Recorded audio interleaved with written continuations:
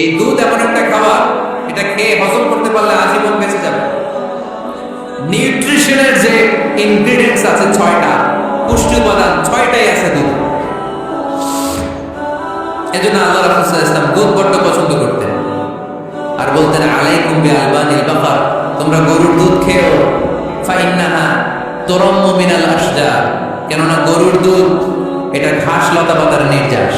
গরু কি খায়? ফাস্ট ফুড খায় না, গরু বার্গার খায় না, ফ্রেঞ্চ ফ্রাইজ খায় না, টিক্কা খায় না, চিকেন কাবাব। গরু কি খায়? এই ঘাস খাবে, মানে শাকসবজি খাবে। গরু ঘাস খায়, এজন্য গরুর পেট থেকে দুধ বের করে দেয় কে? আলাইকুম বিআলবানিল বাকার, তোমরা গরুর দুধ খেও।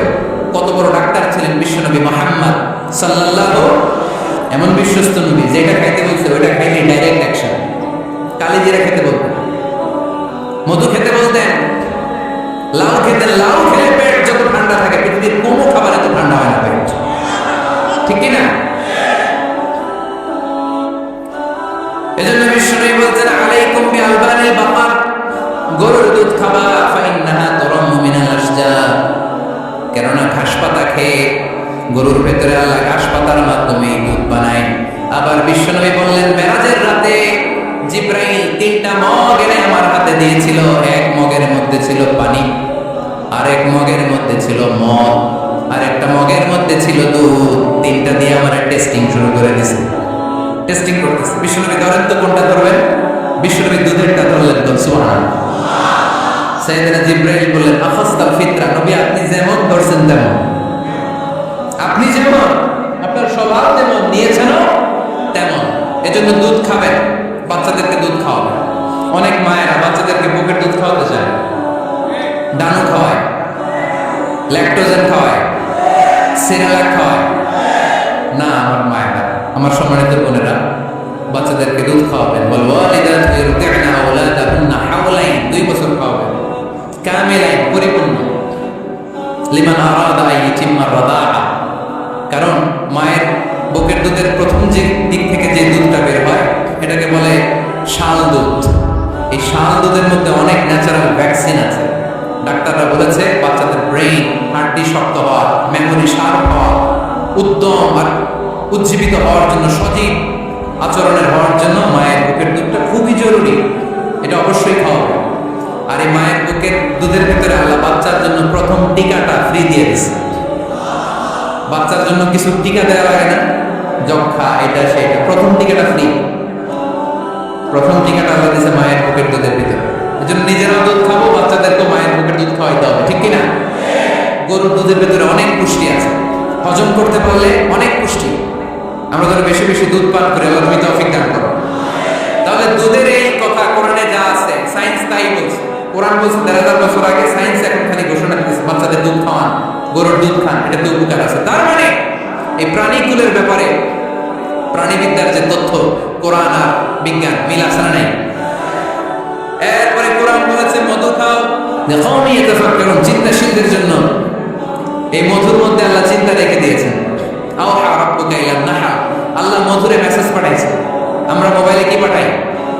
এই মেসেজ আমার মোবাইলে আসে, আমার বন্ধু আমারে পাঠাইলে আরেক জায়গায় যায়, শুধু আমিই জানি। মৌমাছির আল্লাহ যেটা পাঠাইছে এটা মৌমাছি বুঝতে পেরেছে। আনিত্তাখিদি, আল্লাহ অর্ডার করার সময় নারী মৌমাছিকে বলেছে, এটা মুআন্নাসের সিগা। আপনারা যারা আরবি জানেন, আলেম উলামা ইকরাম যারা এসেছেন তারা জানেন ইত্তাখিদ এটা মুযাক্কার, পুরুষের জন্য।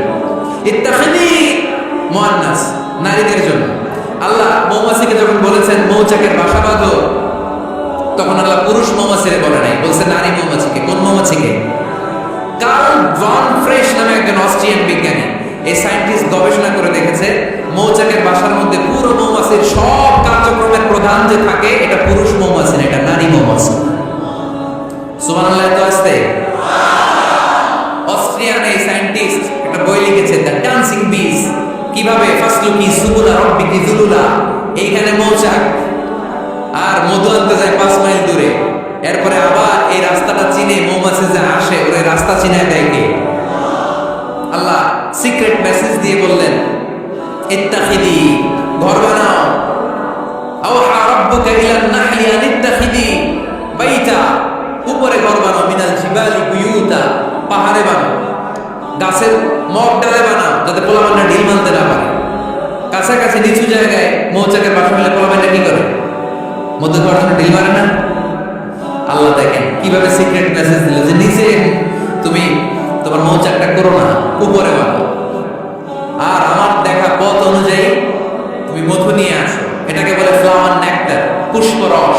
মধু এত ভালো কেন? কারণ মৌমাছি যখন পুষ্পরস বা ফ্লাওয়ার নেক্টার সে নিয়ে আসে, সে ফলের রস আনে, সে ফুলের রস আনে, সে বনাজি গাছ থেকে আনে, ঔষধি গাছ থেকে আনে, হার্বাল ট্রি থেকে আনে।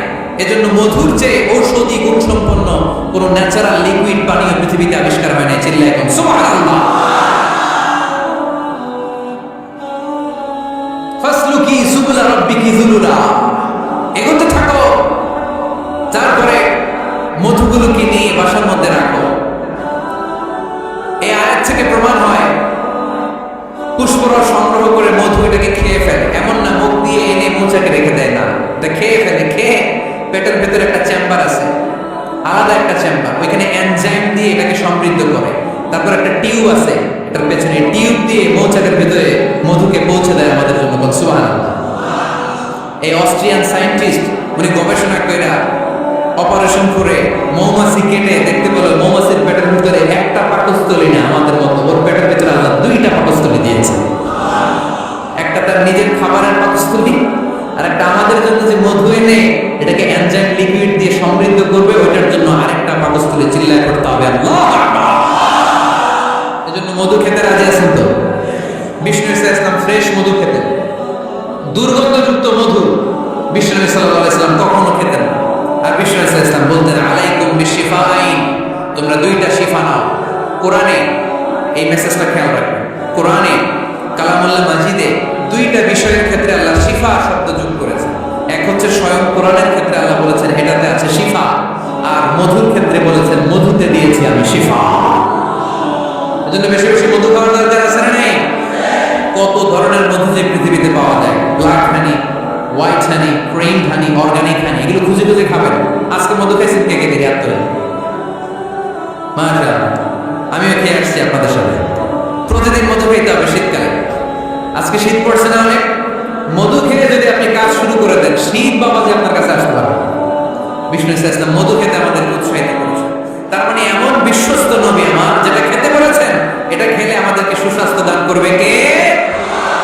আল্লাহ আমাদের সবাইকে কথাগুলো বোঝার ও আমল করার তৌফিক দান করুক। আমরা পড়ি আমিন।